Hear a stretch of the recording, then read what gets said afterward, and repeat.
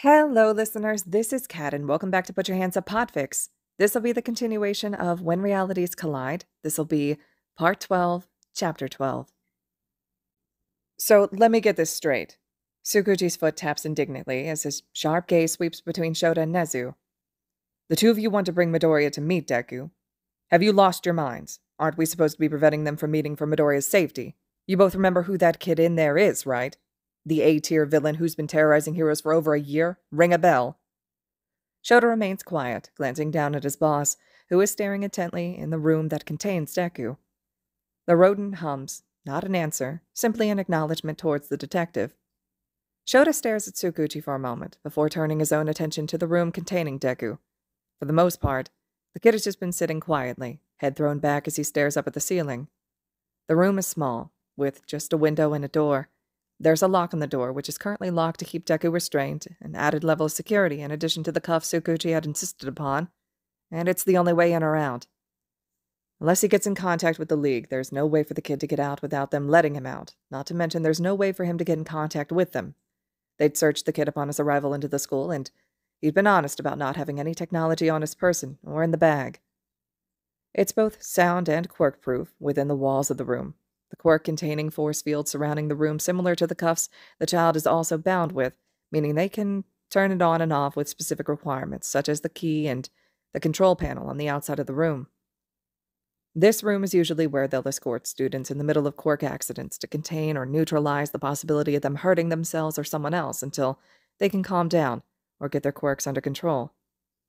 Shota can't always be around, and before he even worked at the school, there needed to be a place for students to safely have their powers neutralized when they got out of control. It's illogical to think that students, heroic students or not, are always in control of their quirks. Accidents happen, and it's good to have Plan B to keep everyone safe if one does happen. The room doesn't see much use, thankfully, but it is nice to know it's there. I think we're a little late on that one, Detective. Nezu finally hums, turning his attention away from the door to look at Tsukuchi with bright, interested eyes. I'm afraid we need to accept the fact that they've already met.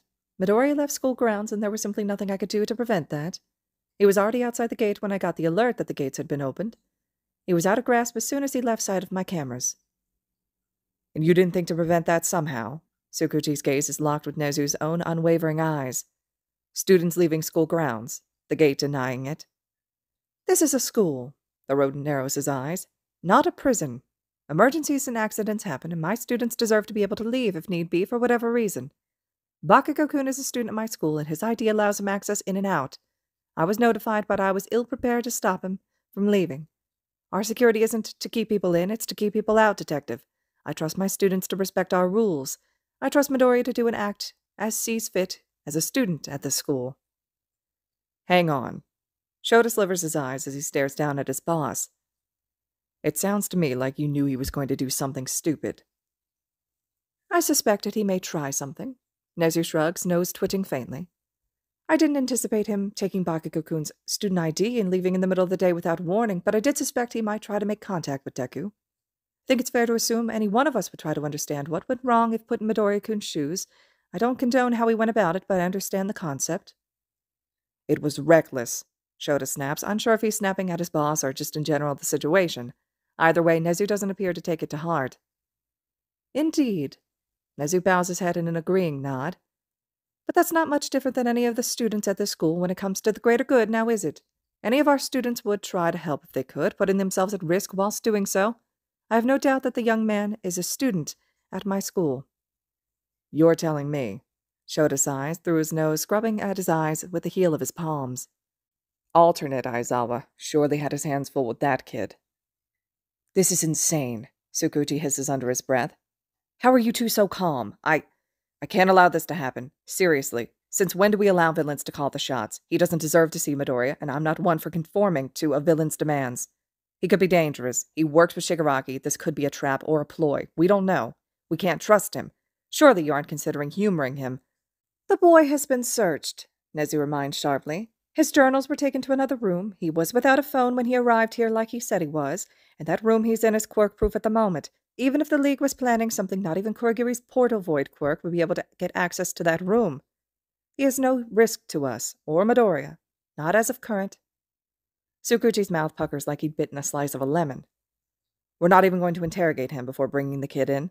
We haven't even tried talking to him. It would be pointless to try, Shota points out tiredly. You heard Deku. He's insistent that he sees Midoriya. He refused to answer anything unless Midoriya is there for whatever reason. It would be a waste of time, and we need him to talk. He's valuable. He has intel, possibly even intel on the League. He offered those journals as a courtesy, and he said there's more he's willing to tell us if we meet his demands. He's asking to see Midoriya. That barely qualifies as a demand, Tsukuchi.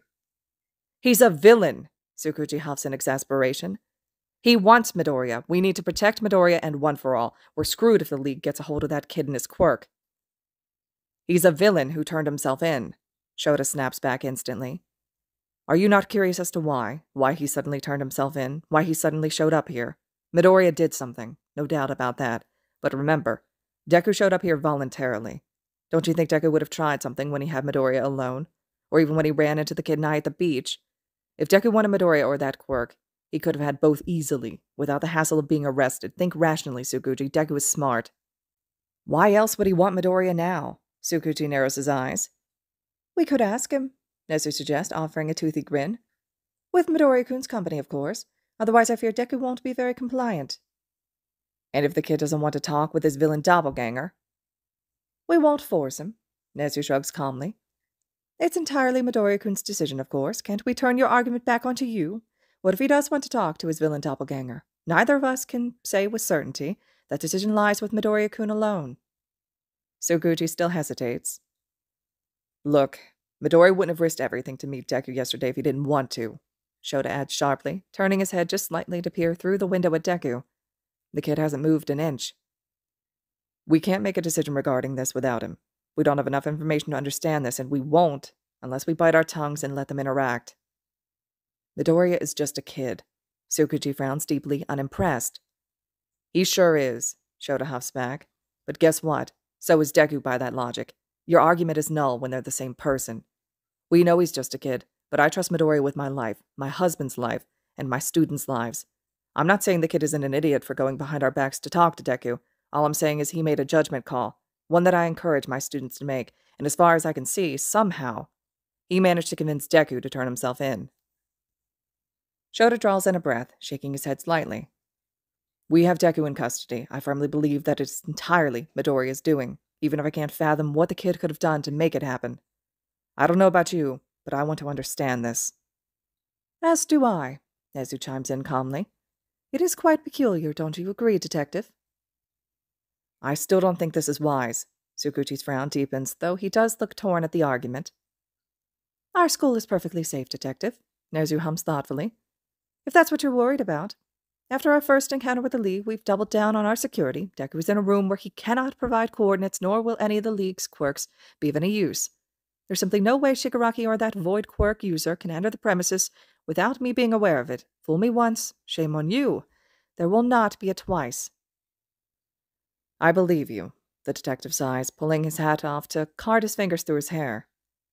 I trust the school's security. It's Deku that I can't trust. We know what he's done. We know what he's capable of. You all have seen what he can do, the damage he can do without lifting a finger. He almost got you killed, Aizawa. He forced Yagi into retirement. He's bad news. Don't you think he deserves some benefit of the doubt? Shota asked the detective, staring Tsukuchi dead in the eyes. He's here, of his own will. He came to us, handed himself over with one simple request. We may not understand this, but we have a chance to do this all over again. We fucked up with Midoriya, plain and simple. We acted rashly, and it wasn't unjustified, given the situation, but it was rash, and at the end of the day, he's still a kid. Shota draws in a breath, raking his fingers back through his hair. We have a chance to do better with Deku, the real Deku. He could help us if we don't fuck it up like we did with Midoriya. He works with the League. He turned himself in. Shota tries to keep his voice calm despite the annoyance ramming its head in his stomach. We don't understand him. And that's exactly why we should be suspicious. Gentlemen, Nezu chided sharply, an authoritative tone that has both men faltering. There is simply no use arguing over this. We don't know Deku, that's correct, but we do know that we have 2 pro-heroes and a highly capable police detective here. I highly doubt even Deku would stand a chance against that. Midoriya didn't, and he's arguably more powerful than Deku, physically at least. Shota's jaw snapped shut. but he doesn't tear his gaze away from Tsukuchi, the detective's gaze narrowing just as Shota's, even as neither say a word. Unimpressed, Nezu continues. And let's not forget that Midoriya plays a part in this as well. We have an erasure quirk, a lie-detecting quirk, and, assuming we do grant access for Midoriya to participate in this interrogation like Deku has requested, we will have the boy's new danger-sensing quirk, and the power of one for all. There is power in numbers, and even someone like Deku is susceptible to that. Shota and Tsukuchi glare daggers at each other for another long second before they each turn to the rodent. Nezu glances between them, whiskers twitching in annoyance. At the end of the day, we're not going to get anywhere with Deku without Midoriya. Shota breaks the uncomfortable silence they'd settled into. I think he could be valuable. We're verging on a war with the League of Villains. Every step we take, they're always one ahead of us. There's no harm in granting Deku's request if there's even so much as a chance. We might finally get the upper hand. I concur. Nezu bows his head in a nod, hands interlaced behind the small of his back as he peers into the room Deku is sitting in. I don't see a problem with allowing a supervised visit between the two of them. We must be vigilant, of course, but I don't see any reason to withhold Midoriya so long as he agrees to meet with Deku. I don't agree with giving in to Deku's demands, Tsukuchi huffs, shaking his head. He's still a villain. Please take a second to consider the valuable information Deku might have on the League, Nezu suggests chipperly. Information he's willing to offer us if we offer something in return. The boy might be a villain, but that doesn't mean he can't be an asset to us, Detective. You know I have to arrest him. Tsukuchi shakes his head once again, biting at the inside of his cheek as he peers once again through the window to see Deku. I should have arrested him on the spot. He's a criminal. He's on a nationwide wanted list. This goes against protocol. He shouldn't have even made it into the school. And if your intention was to do as such, we wouldn't be here deliberating our next course of action in my school office when you could have escorted him directly to the back of your police cruiser and left, now would we, Detective? Nezu flashes a bright, toothy smile, as if silently daring Tsukuchi to argue. Tsukuchi sighs, pushing his fedora up so it's much more supported on the crown of his head, before scratching at his hairline. You know I don't like this. Any of this. We shouldn't trust him, not after everything he's done. You may not like it, Detective, but we shouldn't burn any bridges with Deku just yet. Nezu hums back quietly, scanning the teenager once again out of the corner of his eye. We don't know why he's here, and I don't think any of us can honestly say they aren't curious as to what he's referring to that's not in one of his journals. Deku does have a gift, despite how he chooses to use it, and if there's even a chance he'll offer up any information, we should indulge him. It's in our best interest. Tsukuchi's gaze narrows into a glare as he studies Nezu before sighing deeply through his nose in defeat. If we're doing this. He hesitates before seeming to throw caution then to the wind as he lets out another deep sigh. Then grab Midoriya now. We don't have all day. I will have to arrest him at some point, for real. Wonderful. Nezu claps his hands together. Aizawa-kun, could you be so kind as to go and fetch Midoriya-kun? The detective and I will keep a close eye on our guest. Shota shifts enough to be able to glance in the room, worrying his bottom lip between his teeth as he peers at Deku. The boy is still cuffed with his hands bound behind his back, the cuffs looped through the metal in the back of the chair so he can't go anywhere without having to lug the chair around with him. The boy hasn't moved since they left him in the room, though Shota doubts they need to be worried about that. The teen sits silently, head thrown back as he stares up at the ceiling. He doesn't even glance over, just keeps his gaze trained upwards. Something about seeing Deku, an A-tier villain, sat so docile with literally no chance of escape feels weird. The kid doesn't look worried, and if he is, he's got one hell of a poker face. He's made no attempt to escape, hasn't said a word since he'd quieted down on the walk into the school, and hardly even looked at them, head bowed and eyes downcast, even as they'd escorted him into the room and readjusted his cuffs for a bit more security. He's so subdued, Shota doesn't know how to feel about this at all. Deku isn't anything like he'd imagined him to be. Not really. Shota can't help but feel guilty. It really is like looking in there and seeing Midoriya all over again. Images of the kid sobbing uncontrollably during what could possibly be one of the worst moments of his life. The heart-wrenching scene that Shota thinks he won't ever forget. Shota will always feel awful for how they handled that. And after an encounter like that, he knows they need to do things differently, even if he's sure it is Deku they have now.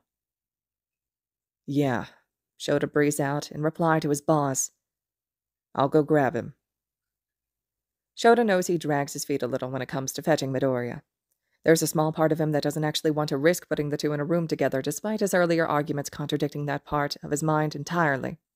The bigger part of him wants to give Deku and Midoriya a chance, but he can't help the uncertainty settling in his stomach. He's glad they managed to get Tsukuchi to see reason, but he's still anxious. They'd messed up with Midoriya already. It was a simple fact.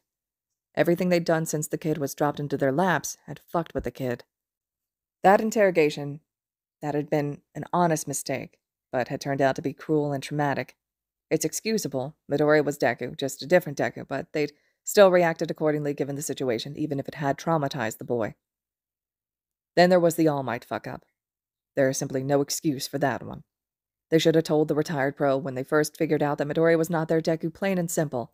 Yagi should have been informed of Midoriya's presence within the school, and Shota will never forgive himself, Nezu, or Tsukuchi for not telling Yagi up front. It was illogical and stupid, and it could have been avoided if they'd just gotten their heads out of their asses and told the man exactly what was happening instead of letting Yagi figure it out alone. Completely wrong. The point is, they'd messed up enough when it comes to Midoriya. Shota doesn't want to mess up again by letting Deku and Midoriya interact. There's that nagging thought in the back of his mind that this might blow up in their faces again. But he knows where Midoriya stands with this, doesn't even need to ask to know where the hero in training stands in all of this. He knows the kid had risked a lot to go meet with Deku, and he'd obviously done something right if Deku came here. Shota doesn't doubt for a second that the kid won't be completely on board with meeting with Deku again. Shota sighs to himself as he treks up the 1A stairs.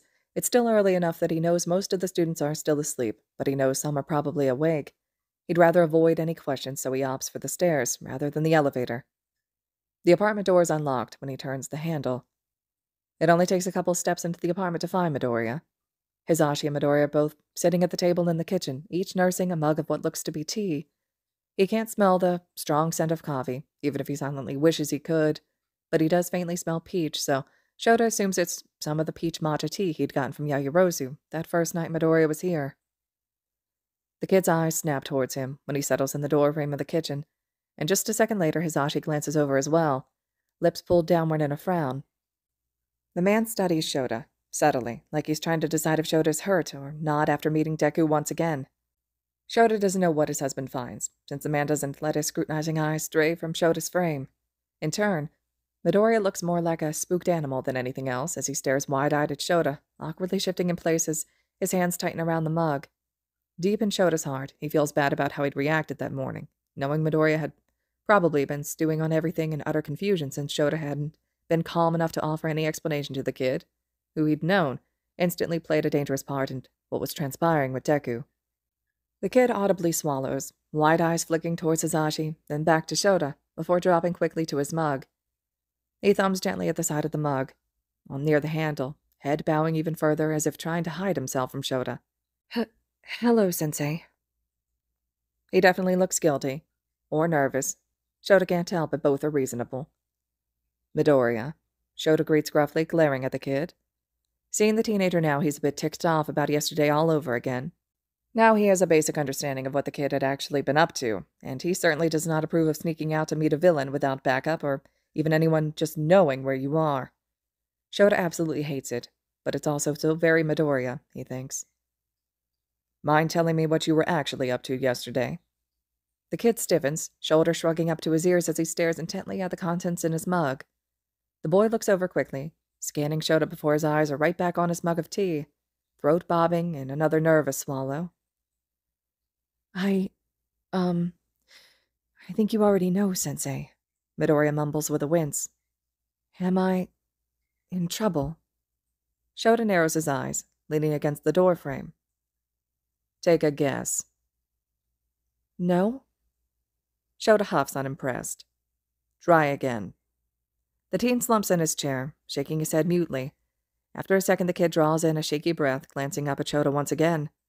He gives the kid props for managing to keep eye contact when he finally speaks. How did you... Early this morning.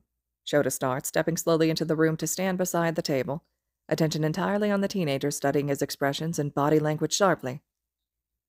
We got an alert about activity outside the gate. Upon further investigation, we realized it was you, sneaking around outside. The kid stares for a long second, blinking in confusion before his mouth drops open into an O shape, and his eyes widen as he pieces together what Shota's getting at. Wait. Obviously, Shota continues without waiting. It couldn't have been you. When you were asleep in the guest room when I opened the door, which means someone with an uncanny resemblance to you was waiting outside. Hang on. The kid jerks to his feet, hands planted on the tabletop as his wide eyes double in size. Deku came here? To the school? Seriously? Like, just showed up here? He's here now, and what? Oh, that idiot! Why couldn't he? Midori cuts himself off abruptly, mouth pressing in a straight line. Shota cocks an unimpressed eyebrow, studying the teenager as Midoriya curls into himself nervously. So you left out the very crucial detail that you met one of our reality's most dangerous villains when you were out exploring on your own. Shota drawls dryly, narrowed gaze watching the teenager. What? Didn't think that one was important to share? I know that's exactly what you did, sneaking away to meet up with him intentionally. I didn't. Deku told me about the note he gave you, the one he handed you when he ran into you at the beach. Did you know then that it was Deku contacting you? Did you know and not even so much as mention to me that he was trying to get into contact with you? No, Midoriya forces out breathlessly. No, I didn't. Not until I read the note. I didn't know, Sensei. Not instantly. But you figured it out, Shota summarizes, annoyance settling in his chest. Still, he tries to keep his tone calm, calmer than he feels. You figured it out, and you didn't tell me. You put yourself in danger meeting up with him. And you didn't even bother telling me. You snuck out to meet with a villain, a known villain, who could have had an ambush waiting for you, who was known to work with the League of Villains, and you left the safety of the school to meet with him without a word. I'm sorry, the teenager whispers, looking thoroughly shamed. Shota doubts this will be the last time Midoriya does something stupid and reckless, but it's nice he looks ashamed for his actions right now. Right, Shota drawls in a clipped tone. I'll ask again, kid. What did you really do yesterday? Instead of an answer, Midoriya slips his hand into the pocket of a sweatshirt he was wearing. When he pulls his hand out, stares at the piece of paper before unfolding it and setting it down on the table. Shota stares at it for just a second before the realization hits him that this must be the note Deku was talking about. A part of him is irked that Deku seems to know Midoriya all so well, being able to assess Midoriya's character, and to assure Shota that Midoriya still had possession of the note he'd handed him that day on the beach. He'd been so confident of the fact, and it's a little upsetting to know he was right. Shota marches into the room, glaring down at the sheet of paper. He reads the words quickly before turning his attention back onto the teenager, fiddling with his own fingers. What does that mean? Shota asked sharply. I asked All Might that, when I first met him, Midoriya whispers. And Deku did too. That note was a test, I think. Deku wanted to know where we differed, just like I did, but it wasn't there. We both asked All Might that same question, at the same place, and the same time. Honestly, I think I'm the only person who would ever be able to decipher the message because I experienced it too. And he said no, Shota realizes, only knowing after yesterday's conversation with the man himself. All Might had admitted to saying no when Midoriya asked if Yagi remembered him. That whole first attack with the sludge villain that no one had even known about because Yagi never reported it, where Yagi told a quirkless child he couldn't be a hero, on a rooftop, and left him. He said no, Midoriya agrees softly, fingers clasping together and squeezing tightly. To both of us. It happened to both of us. And, anyways, I know that's where Deku wanted to meet. And that's what the note meant. It was a secured location, and I knew it was wrong, Sensei. I knew it was stupid. But I wanted to understand. That note meant All Might said the exact same thing to him as he did to me, and I'm a hero, but he's not, so why? Why were we different when everything was the same? The teen ducks his head so he's staring directly down at the tabletop. Strands of green curls curtain over his eyes, and Shota can no longer see the brighter green hidden behind. I know I should have told you, Sensei. I do, really. I should have told you right when I realized it was Deku, or even when he handed me that note. Why didn't you tell me? The boy swallows, tears welling in the corners of his eyes.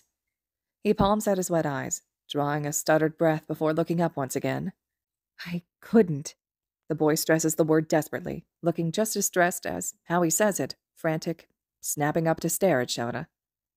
You wouldn't have let me go, or Or you would have wanted to tell everyone and set up an ambush or arrest him on the spot, and I would have arrested him too. I would have, honest. He's still a criminal, and he's wanted, and he's a danger to people, but I wanted to know.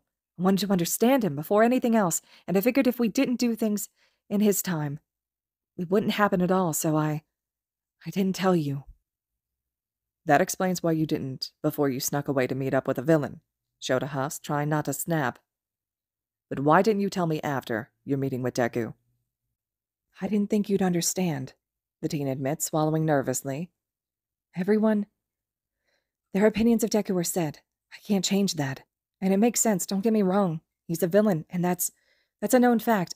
I know he's done bad things, there's no excuse for that, but I actually talked to him. He told me stuff. It's different seeing things from someone else's point of view. I wanted to tell you, I figured, without him here to tell you himself, nothing I said would change anything.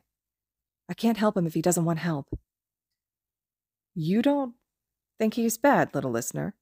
Hisashi speaks for the first time. There's an odd crease in his husband's forehead, and Shota wonders what the blonde is thinking. It's not that, Midori assures hurriedly, like he's reading the uncertainty in Hisashi's expression as well. I know he's done bad stuff. He works with the League, and he might not have meant to, but he shared confidential information. He helped hurt you, Sensei, and 13 too. He's done bad things, but I don't think he's bad. What do you mean he might not have meant to? Shota inquires with an arched eyebrow. Midoriya shakes his head sheepishly. I think maybe you should hear it from Deku first. It's not my place to speak for him. I can defend him all I want, but it doesn't mean anything unless he's willing to defend himself too. He's not what everyone thinks he is. People and villains have built him up to this godly villain, but he's not. He did what he had to do to survive. Shota stares at the teen for a long moment, just trying to understand where he's coming from. It's Hisashi who speaks first. What do you mean by built him up? Midoriya hesitates, one shoulder lifting in a shrug. If you had a faceless scapegoat who was virtually untouchable, that could take the blame for your crimes instead of you, would you not throw that unpunishable name around instead of your own? It's easy to blame someone else when they don't defend themselves. Shota sucks in a deep breath, and even Hisashi is watching the teen with a furrowed brow. It makes sense. It makes a lot of sense, actually. And do you think Deku will admit to all this? Shota asks slowly. I don't think he'd be here if he didn't want to try, Midoriya breathes out as he clutches at his mug. I offered to try and help him before he left, and he couldn't trust me. If you knew what I know now, you probably wouldn't trust anyone offering you hope either. He was scared, Sensei. He was so scared, and I couldn't help him. I failed him. I couldn't help him. There's a devastated hiccup in how the teen mutters the word that had Shota's heart breaking. He's crying, bright green eyes glossy with tears. He stutters out a half-breath as he bows his head down, palming at his eyes to clear away the wetness. I don't know how to help him, Midoriya admits with a watery voice. He trusted me. He came here, even when he said he wouldn't trust me, Sensei. He came here, and I can't help him. I don't know how. I can't do anything here. This isn't my world, but I can't just let him suffer, not when I know. Hey, shh. Hisashi coos, reaching across the table to set a comforting hand on Midoriya's forearm. Take a deep breath, kiddo. The kid struggles to do so, looking up at them with wide, wet eyes. The panic in his gaze makes Shota uncomfortable for reasons he doesn't know, but he can't seem to force his own eyes away from Midoriya's. He doesn't belong in prison, Sensei. He's not evil. He's struggling. Okay, Shota says quietly. Okay. The teen sniffles back, looking up at him with wet eyes and tear-stained cheeks on full display. I believe you, kid, but I can't promise anything. Shota starts slowly because he can't. He's just another number, and not one that ranks high when it comes to authority. Deku is a villain. He has an arrest warrant, and if he doesn't own up to that, there's nothing we can do for him. I see that you want to help him, but you can't save someone who doesn't want to be saved. As of now, all of this is in Nezu and Tsukuchi's hands, not Shota's.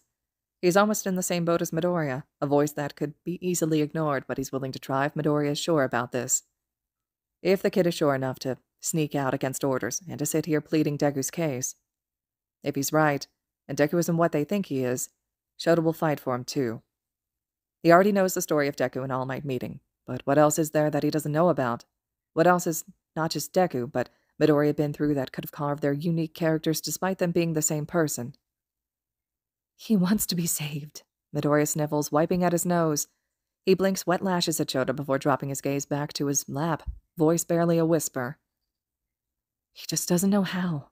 But he wouldn't have turned himself in if he didn't. Let's hope that's the truth, then, Shota sighs. Let's hope he tells the truth, too. Detective Tsukuchi is here, and he will know if Deku is lying. He's digging his own grave if he lies to them. Redemption is something you earn. It's not a given, and it's not something they'll consider if he's not truthful and compliant. Are you really sure about this, Midoriya? I want to help him, Midoriya states, tone curled with sheer determination. I believe Deku. If you're sure. Shota sighs, rubbing at the back of his neck. This isn't exactly where he thought this would be going. How he could know so little yet feel sympathy for a villain who he thought aided in trying to kill him. There's no guarantee we can help him, Midoriya. Shota feels the need to remind. Not sure what to feel when the spark of determination in Midoriya's eyes doesn't flicker or waver. Shota still hesitates, knowing this could go either way. We can only try. This is up to Deku. I know. Midoriya bows his head thankfully, still trying to dry up his face. Satisfied with that answer, Shota continues awkwardly. All right. Now go get dressed if you want. I assume you want to be there to support Deku. We'll leave when you're ready. They're already waiting for us. We haven't talked to Deku yet. He refused to answer anything unless you were there too, which is why I'm here. Hurry up, problem child. We're kinda on a time crunch. Right! The teen springs to his feet, abandoning his mug and disappearing down the hall and into the guest room. Are you sure about this, Shota? Hizashi's voice is so soft. Shota cranes his head to the side to catch his husband's gaze, one shoulder lifting in a shrug. I'm sure that we don't really know Deku. Midoriya wasn't what we thought he was at first glance. Who's to say we haven't made the same mistake with Deku? All right. Hizashi sighs, sipping at his tea. Just, please be careful, okay? Always. Midoriya is antsy, as Shota leads him across campus. It's still early enough that the students not at internships are still tucked away into their dorms for a while longer, if not still asleep, so it's easy enough guiding Midoriya through the school without disturbance. Shota believes at this point it's just him, Nezu, Tsukuchi, Hizashi, and Midoriya who knows of Deku's presence at the school, and until they can get a handle on that without interference from any of the rest of the staff, or any of the students, or Yagi, who Shota is the most worried about finding this out on his own, Shota hopes the secret can be kept for a while longer. They'd waited too long when it came to telling people about Midoriya, but it might do just as much harm telling people too early about Deku. There's a fine line they need to walk with something sensitive like this, lest they risk someone getting hurt. Probably Deku. Shota might not completely believe the kid. Can't until he hears it from Deku himself and had a source he trusts like Tsukuchi verifying Deku's honesty, but that doesn't mean he wants to see the kid get hurt. Yagi had been so rough on Midoriya, and that's with the weird one-for-all quirk the kid has protecting him. Shota doesn't want to see a kid, with the face of a student Shota has grown fond of over the last week, getting hurt, especially if Midoriya is right and Deku isn't what they believe him to be.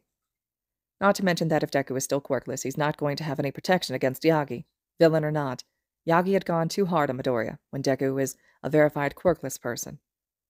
Shota shakes himself from his thoughts as he leads the teenager into the school, and through a series of hallways that lead to the hidden-away quirk-proof room. Tsukuchi and Nezu are still watching Deku through the window and door panel, and from the looks of it, the teen hasn't been much of a thrill. Good morning, Midoriya-kun. Nezu is the first to greet him, cheerily as usual. Good morning. Tsukuchi turns to look at the teen too, eyebrows furrowed as he chews obviously at the inside of his cheek. Midoriya gives a sheepish smile as he returns the greetings pleasantly before stepping closer to the window and peering into the small room. Instantly, the kid grimaces before his expression morphs to a carefully constructed passiveness. He draws in an almost unnoticeably shaky breath as he stares at himself in that room. Shota moves closer to provide comfort in proximity, standing almost shoulder to shoulder with the teenager. He can't even begin to imagine what Midoriya must be going through right now.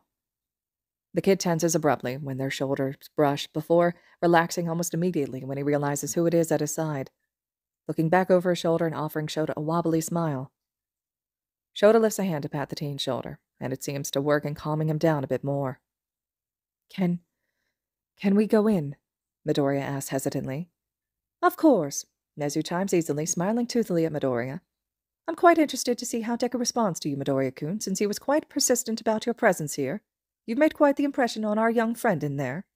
Suguchi eyes Nezu before turning to look at Midoriya. This room is quirk-proof, so you won't be able to use One for All or Danger Sense in there until we turn it off. Nezu will deactivate the force field once we explain everything to Deku and we can talk. I plan to use my quirk to get to the bottom of this, so we need Deku on the same page before we lighten up on our security. Oh, Midoriya nods. Yes, sir. Go on, problem child. Shota nudges him towards the door, where Nezu takes a step back to allow access. You go first. You're the one he wants to see. The boy nods, that sharp determination back on his face as he eases the door open, hand landing on the handle. He hesitates, glancing around at all the adults. Midoriya sucks in another breath before finally easing the door open. He inches into the room and... Are you an idiot? Shota startles, eyes instantly landing on a fuming Midoriya. The kid's body is tight with anger, eyes the most emotional Shota had seen in the week he'd known Midoriya. Bright green eyes are narrowed dangerously on the handcuffed teen, lips curled in a displeased snarl. He's honestly surprised that that's the greeting the kid gives the doppelganger. Deku lulls his head in Midoriya's direction, unsurprised, as a small smile curls onto his lips as he regards his doppelganger. I was wondering how long it would be until I saw you. I figured they'd be curious about what I had to say and humor me, but I was starting to think you lied to me and didn't want to see me again. Of course not, Midoriya scoffs, crossing his arms over his chest.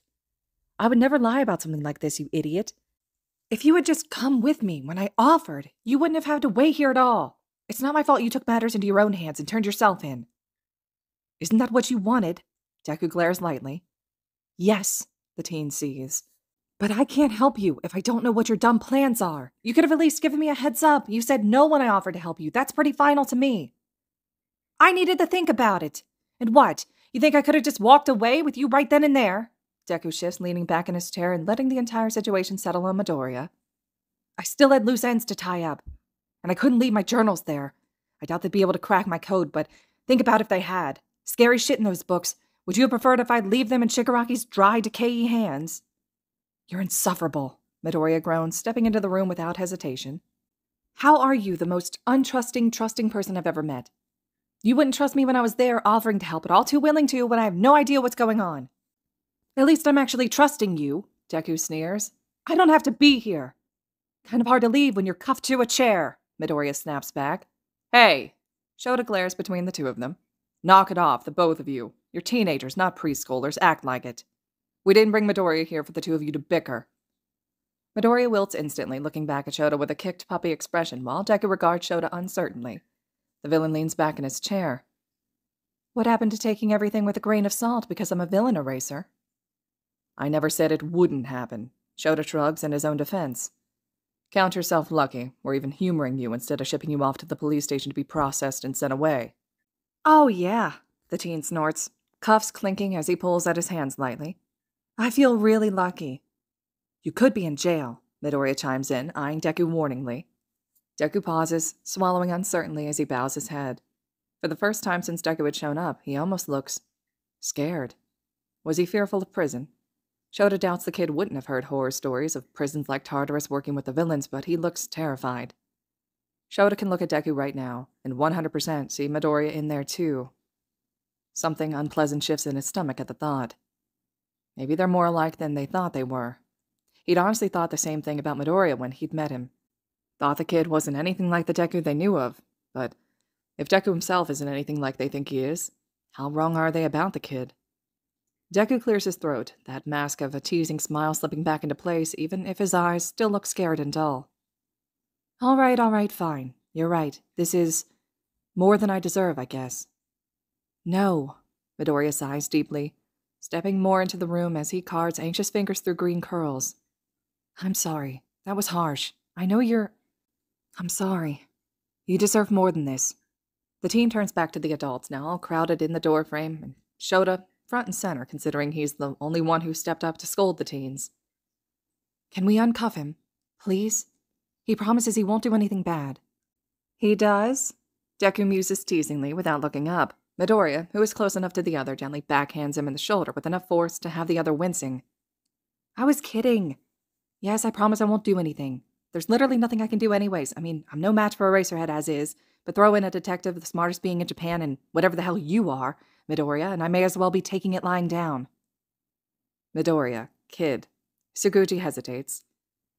We should have some form of quirk nullification on Deku at all times. If we want to use my quirk, we can't deactivate the room, so the cuff should stay on.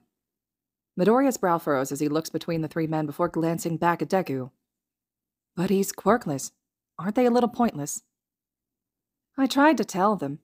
Deku chimes in brightly, glancing at Midoriya with a knowing look. Eraser insisted on using his quirk, which is useless on me. I can understand the quirk cuff's restraint, but the room seems like a bit of an overkill. Speaking of Eraser, how are the eyes? They were looking pretty sore this morning. Fine, Shota draws dryly. Deku's shoulders slumps as he sighs. His head lolls back in defeat, giving a tiny shake that fans his dark curls into his eyes so similarly to how Midoriya does, as he speaks softly. You know what, Midoriya? I don't mind the cuffs. Probably better for everyone if they stay on anyways.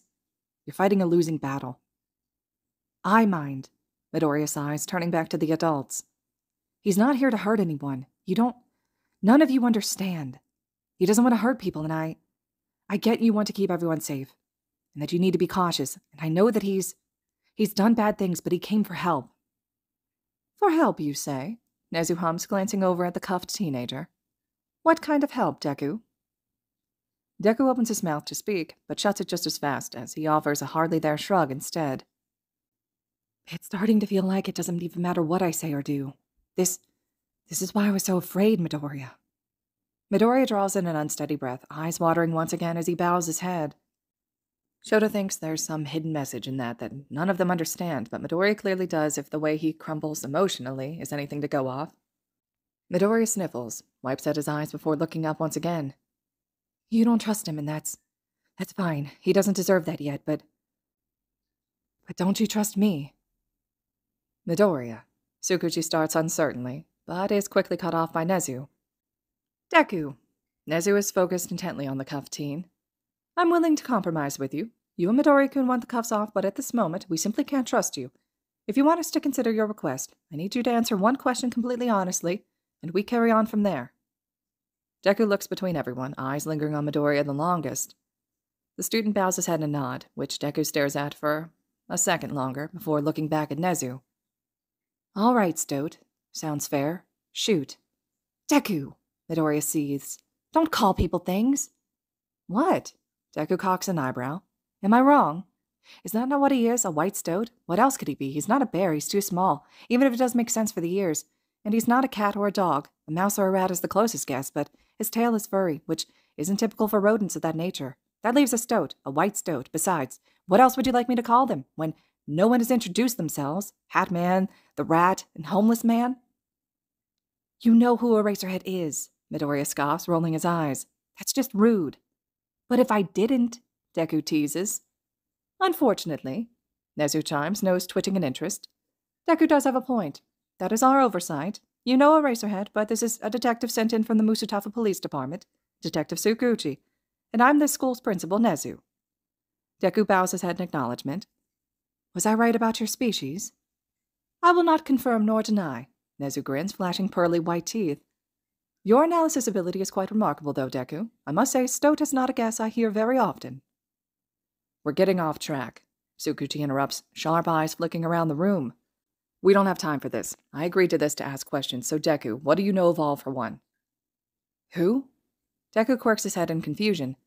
He stares at Tsukuchi for a long second before glancing over at Midoriya, and then recognition lights up in his eyes. Oh, Sensei. I mean, nothing really. All I know is Shigaraki is the guy's lapdog, jumps when Shigaraki says to jump, chases his approval like a desperate mutt.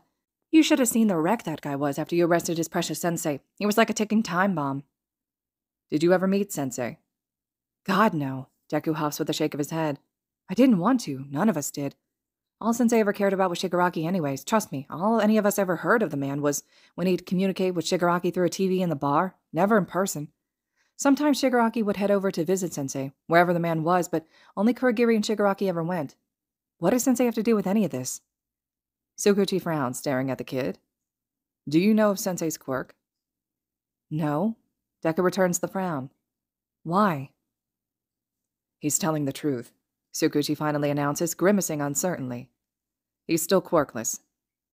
Of course I'm still quirkless. Was there even a question about that? I've been telling you that since I met you. Where would I even magically get a quirk, huh? Deku huffs affronted. I'm quirkless. I've got the joint and all. Surely you lot would know that. Just because Midoriya here has some weird quirk he shouldn't have doesn't mean I do too. I'm not so lucky. Deku pauses, glancing back at Midoriya. The villain blinks owlishly, studying Midoriya's pinched expression as they talk about all for one. Wait, why are you... Midoriya, what does Sensei's quirk do? Do you really not know?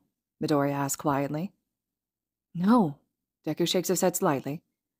I have no idea, but it's bad, isn't it? You wouldn't be looking at me like that if it wasn't. What is his quirk? Can I tell him? Midoriya asks, looking at Shota directly. It's nice that the teen still looks to him, even if there are other people with more authority in the room. Shota sees Nezu glance over at the corner of his eye, nodding lightly with a seriousness in his gaze that Shota doesn't see often. Tsukuchi still looks like he's trying to process the fact that Deku isn't working with the villain they're trying to understand directly. He offers no aid in their confusion when it comes to Yagi's arch-enemy villain. Shota bobs his head once in a light nod in response to Midoriya. Midoriya returns the nod, looking back towards Deku. All for One has the ability to give and take quirks at will. He can keep them for himself, collect them, or pass them on to someone else. He steals quirks, and he can force them onto others, even unwilling participants. The detective was only curious as to if you'd gotten a quirk from him too.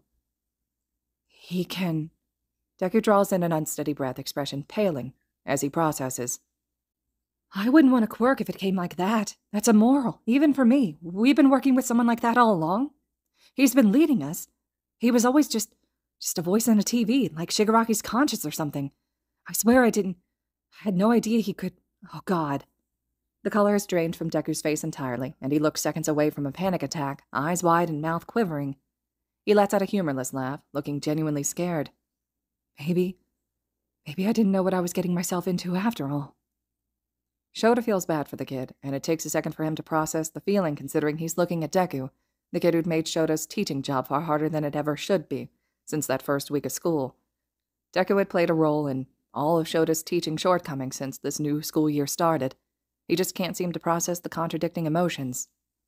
It's Midoriya who makes the first move towards the panicking teenager, wrapping his arms around Deku without any hesitance and pressing his cheek against Deku's curls as he hugs him. Deku curls into his doppelganger as much as his restraints will allow, drawing in and forcing out unsteady breaths as he squeezes his eyes shut.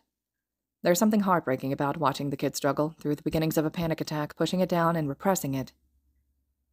I don't know anything about that, Deku whispers into the sleeve of Midoriya's sweatshirt. That's all right, Deku, Nezu consoles quietly.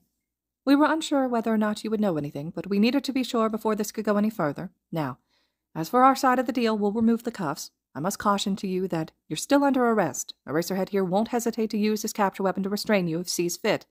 Behave yourself. I assumed as much, Deku mutters, shifting away from Midoriya. I'll behave. In turn, the student huffs out a breath, but does release his hold on his doppelganger, finally moving around Deku to settle in the chair at his side. Deku glances over, the corner of his mouth ticking upwards faintly, and Shota thinks he even spots some relief in the villain's green eyes. Shota stares between the two for a second now that they're well and truly side by side, just taking it in. It's like looking at twins, almost completely identical if not for the small distinctions between them. Deku's exhausted eyes and the almost unhealthy thinness in his face and body, compared to Midoriya's full healthy complexion and muscly form. Detective, Nezu calls attention to the only person still stood hesitantly in the doorway. Would you be so kind as to take off the cuffs? A deal is a deal, after all. Right, the man drawls, still looking unsure. He eases into the room and stops behind Deku, hesitating once again before dropping down to one knee behind the kid as he unlocks and deactivates the handcuffs. This is only for now, Tsukuchi warned sharply. You'll be wearing them again before you step foot out of this room, understand? Instantly, Deku is pulling his hands out from behind him as he nods his understanding, massaging at raw wrists. Shota doesn't know if he's glad to see Deku's wrists and arms mostly unmarred by scars or if it makes him feel worse about Midoriya's marred-up arms. Thank you, Deku whispers into the room as he rubs at his red skin.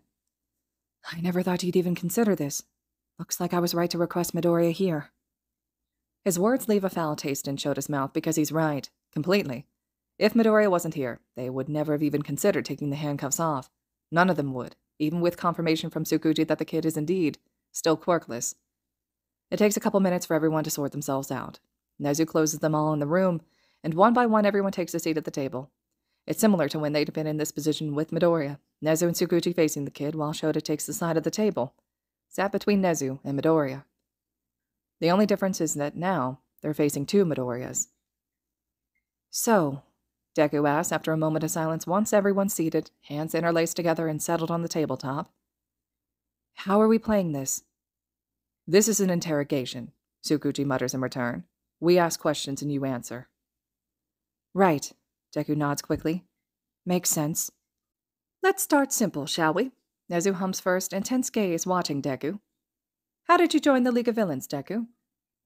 They were recruiting, the boy shrugged simply. I wasn't even really interested, I just followed along. Dabi was the one who brought Toga and I over. I was living on the streets with Dabi. He sort of took me under his wing, and then did the same for Toga when we found her too. I was only 14 when I met Dabi. I didn't know shit about the world, not really. I'd be long dead if it wasn't for him. Why get involved with them? Shota finds himself asking. Gee, I wonder, Eraser. Deku huffs sarcastically. Why would we find ourselves a roof over our heads that wasn't seconds away from collapsing, decent warm meals that we didn't have to pay for, safety we'd never be able to find on the streets, and all for the little price of jumping through Shigaraki's hoops when he needed it? That is a toughie, isn't it? Deku, Midoriya warns under his breath. Shota just blinks as he tries to process the sarcasm. Pretty ballsy, but he supposes Deku isn't a student of his, even if he looks just like Midoriya. The villain sighs through his nose at being scolded, raises his hands in surrender. Sorry, Eraser. Look, I weighed my options. The League was bad, I knew that, but so was living on the streets. You don't appreciate things like a shower, or a bathroom, or warm food, or even a futon on the floor until you've been living without for so long. It was a lesser of two evils sort of thing. Tsukuchi stares hard at Deku, mouth pressing into a straight line. And what do you have against heroes? Against All Might? Deku lulls his attention towards the detective, his own mouth pressing into a frown. Nothing. Why? Tsukuchi's lip twitches like he doesn't like the answer, doesn't understand the answer he's getting. You shared a highly confidential secret. You've been handing out dangerous analysis that's been getting heroes across Japan hurt, even killed. What do you have against them? Why am I the only one being blamed for that? Deku sighs heavily. Sure, blame the quirkless kid instead of the moron who shared said highly confidential secret with an underage minor he didn't even know, right? I didn't tell myself that secret, and I shouldn't have even been expected to keep a highly confidential secret that I didn't even want to know either. Why is it my fault? I was unaware the police department operated on a superiority complex and discrimination detective. That's not what I meant, Deku. Tsukuchi frowns, looking genuinely offended by the accusation. I'm trying to be on your side. Are you? Deku snaps heatedly. Because to me, it sounds like you're on All Might's side. Everyone is always against me. I'm so tired of everyone using me as a scapegoat. The number one hero messes up and ropes me into his stupid confidential mess, but it's my fault. Villains do bad shit across Japan, but it's my fault. I get hurt and bullied and chased down for existing. I get yelled at and belittled and told to jump off a roof, but it's always useless Deku's fault, isn't it? It's always Deku, Deku, Deku, and for what? What do you actually know about me, huh? Deku slumps back in his chair, thoroughly pissed off, and Shota. He feels scolded. He feels like an asshole, and he feels beyond guilty, and he feels like an awful hero, and it doesn't make sense. He doesn't understand why he feels like this. A tense silence settles in the room, no one really knowing what to say. Deku turns to Midoriya, an onslaught of emotions flickering across his face before landing onto feet, lip wobbling. This is why I can't trust anyone. I told you. I always get burned in the end. Let's all take a second to compose ourselves, Nezu suggests calmly after another lingering second to tense silence. There's a subtle seriousness in his boss's expression that Shota doesn't know what to make of. Deku-kun, why don't you take a breath, and we can continue in a moment, The teen in question bows his head in a nod, drawing in a shaky breath through his anger and defeat. Midoriya's lips are pulled in a deep frown, hand settling on top of Deku's, where the other's hand is sat on his own thigh. When Deku looks up again, all emotion is gone, replaced with a cheeky smile that doesn't reach his eyes. Sorry, he laughs lightly. Lost myself a bit there. Won't happen again. You know you're allowed to express emotions, right? Shota says slowly. There's something about the display he just witnessed that doesn't sit right. Deku had broken before their eyes, shattered beyond repair, and then put himself back together in a way no teenager should be able to in nothing more than a couple of seconds. There's no question about it. This boy is so obviously holding himself together with nothing but thread at this point. Stringing himself along with a mask of indifference. Shota wonders how long it took a kid like Midori to perfect that. Prior to his villain debut, During middle school, or even grade school? When had he needed to start pretending? Shota regards the kid intently. You're allowed to be angry. Huh. No, not when you're on this side of the table, Deku returns, cheerful expression lapsing for just a second as he speaks. But thanks, Eraser. Deku draws in a breath as he composes himself again, eyes flicking back to Tsukuchi. And now, to answer your question, I have nothing against anyone. You have all these villains claiming I gave them analysis when they're arrested, but they lied to you. I have every single professional analysis I've ever been compensated for in my notebooks. I could list them all right now. Villains hide behind my name, and I guess now I'll be taking the blame for it all, huh? The laugh the kid breathes out is humorless and emotionless. It sounds so defeated. No kid should ever sound like that, villain or not. Why should we believe you? Tsukuchi asked quietly, and there's nothing accusing about the words. It's a simple question, one they'd ask any criminal suddenly pleading innocent with a track record like Deku's. The police operate largely on hearsay, Midoriya says quietly without looking up. Deku turns to the other in surprise as Midoriya continues. They know what others have told them, and they believe whatever suits them. That's what Deku said to me when I met him, and it's not wrong. Not about this. Yeah, Deku sighs, glancing back at Midoriya with an impressed huff. That. Good to know you were listening, hero. Deku shakes his head, glancing at the adults before continuing.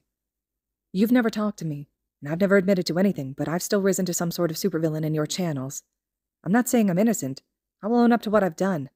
But I haven't done half of what you and the news say I have. People put words into my mouth knowing I can't defend myself. I turned myself in. I've tried to offer help. I've tried to be on your side. Is it so wrong for me to want to help now? What do you mean by that, Deku-kun? Nezu inquires curiously. You've tried to be on our side. You provided information that hurt my staff and put my students at risk. You helped kidnap one of my students. I fail to see how that's aiding our side. I can never win with you people. Deku sighs heavily, massaging at his temples. I didn't tell him anything useful. The teenie continues, scoffing in annoyance as he looks right at Shota. Seriously. I'm sure even Shigaraki would have spotted some of Eraser's weaknesses after watching him fight. Want to know what I told him? Your hair floats when you're using your quirk, and it does. You can literally see his hair float. It's not hard to put two and two together. It's my ass on the line if he's not satisfied, so I told him that. There's a limit for how long you can keep your eyes open with your quirk active. That's human nature. You can literally only keep your eyes open for so long, and considering the strain something like Erasure would put on one's eyes, it was only logical.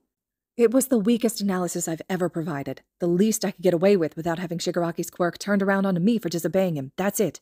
Then I left.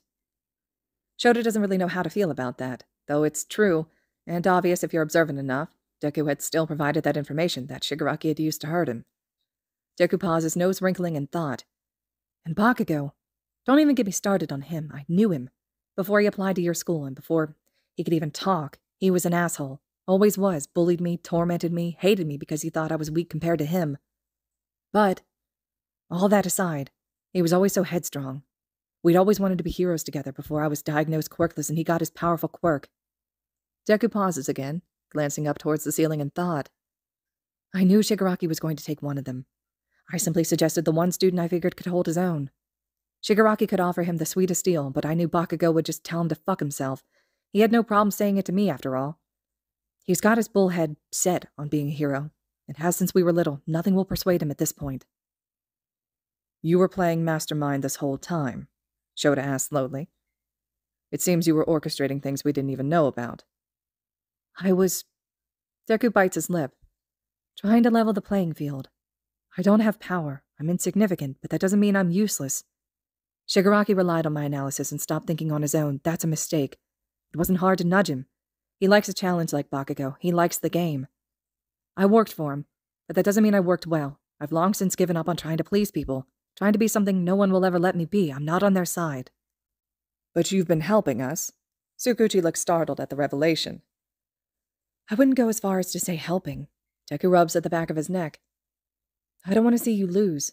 Just because I don't believe in heroes anymore doesn't mean they don't do good work, that they don't help other people. Like, I've always thought you were really cool, Eraser. Your fight style, how you level the playing field, it's like watching a pre-quirk fight. Shota feels both honored and extremely guilty. Deku is quiet for a long second, sharp eyes flicking between the three adults across the room. He seems hesitant, like he wants to say something but doesn't actually want to, or doesn't know how to. He has an upper hand, you know. There's a reason he's always one step ahead. There's an informant connected to this school that's reporting back. Shota's heart stops in his chest. There's been talk of a traitor since the training camp attack, where the League had known the secured location they'd brought the students to. There was no way to know unless someone told them. Shota sees both Nezu and Tsukuchi stiffen up, and even Midoriya's back goes ramrod. Shota's sure he looks just as surprised. Do you know who this informant is? Tsukuchi asks calmly. No idea. Deku shakes his head. Only worked with Shigaraki the entire time I've been a part of the League. That's all I know. Sorry. I thought it might be useful to you. No need to apologize, Nezu forces out. It's more information than we started with.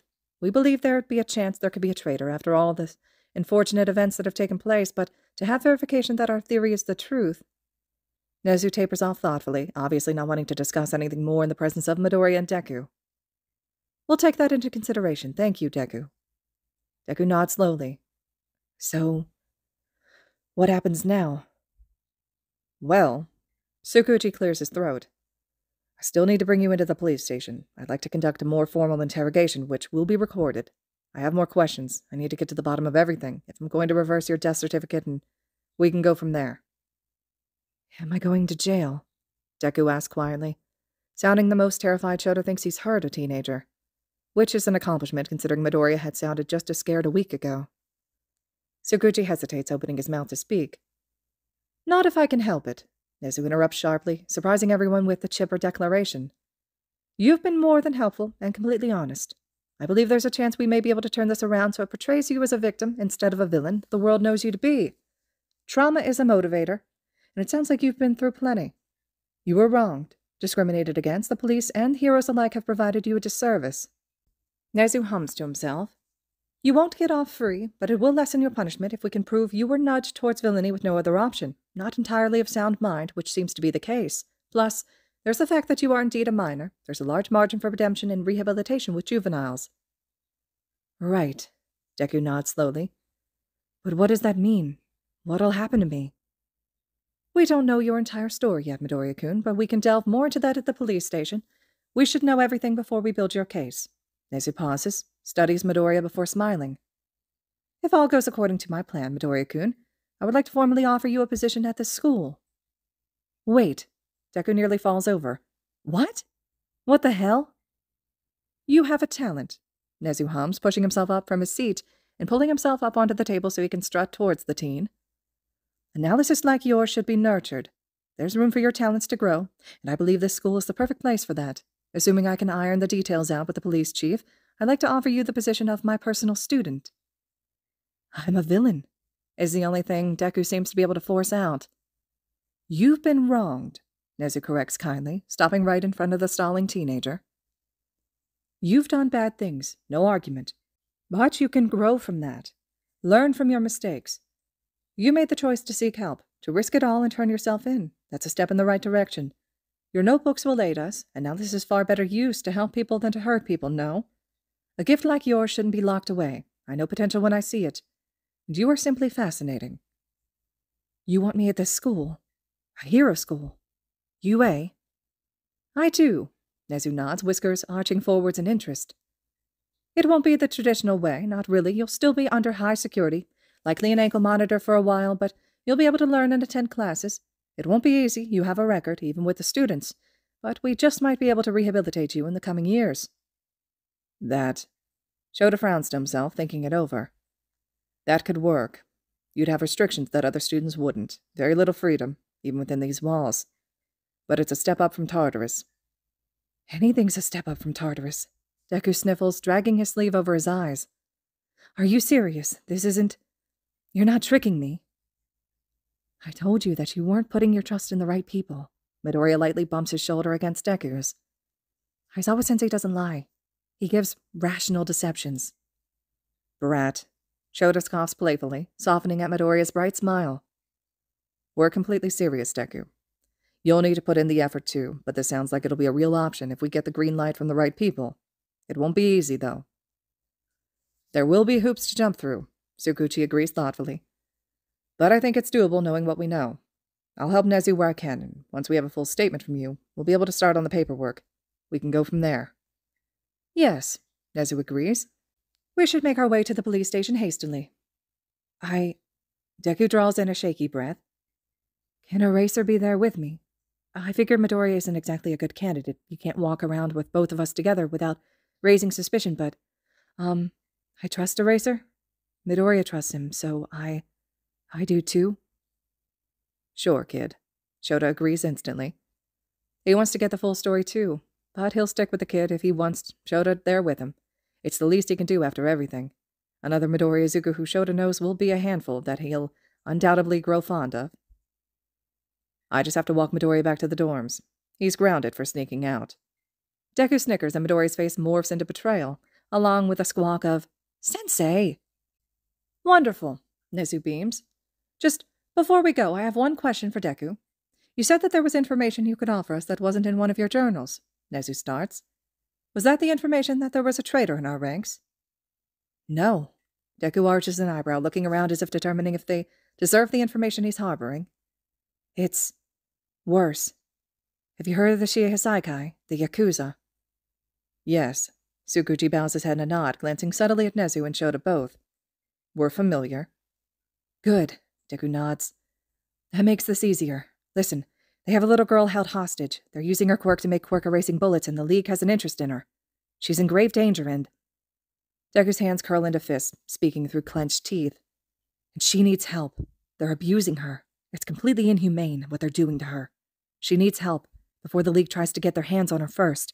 Heroes were never there when I needed them, but you need to be there for her. If you guys don't help her, I'll find a way to do it myself. And yeah, Shota realizes. Maybe they were wrong about Deku after all. All right, listeners, this concludes Chapter 12 of When Realities Collide. Chapter 13, the last and final chapter, will be up next.